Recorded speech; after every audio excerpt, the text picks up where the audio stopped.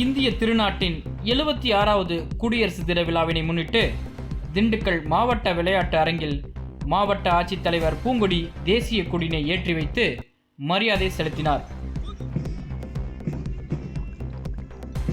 பின்னர் சமாதானத்தின் அடையாளமாக வெண்புறாக்களையும் மூவர்ண பலூன்களையும் வானில் பறக்கவிட்டார்.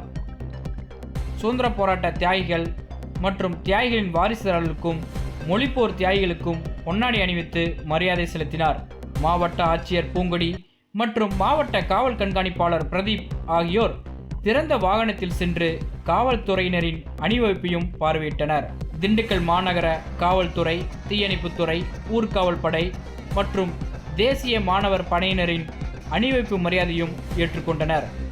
குடியரசு தின விழாவில் முதலமைச்சரின் காவலர் விருது 69 காவலர்களுக்கும், காவல்துறையில் சிறப்பாக பணியாற்றிய 100 காவலர்களுக்கு பதக்கமும் பாராட்டுச் சான்றிதழ்களும், பல்வேறு அரசு துறைகளில் சிறப்பாக பணியாற்றிய 207 அலுவலர்களுக்கு பாராட்டுச் சான்றிதழ்கள் மற்றும் கேடயங்களையும் மாவட்ட ஆட்சித்தலைவர் வழங்கினார்.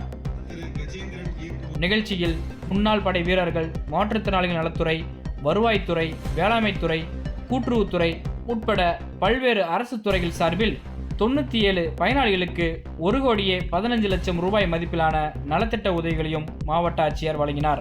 பள்ளி கல்வித்துறையின் சார்பில் இந்திய திருநாட்டின் முன்னேற்றம் மற்றும் தமிழர் பெருமை உள்ளிட்ட தலைப்புகளை வலியுறுத்தி 500க்கும் மேற்பட்ட பள்ளி மாணவ மாணவியர் பங்கேற்ற கலை நிகழ்ச்சிகளும் நடைபெற்றது.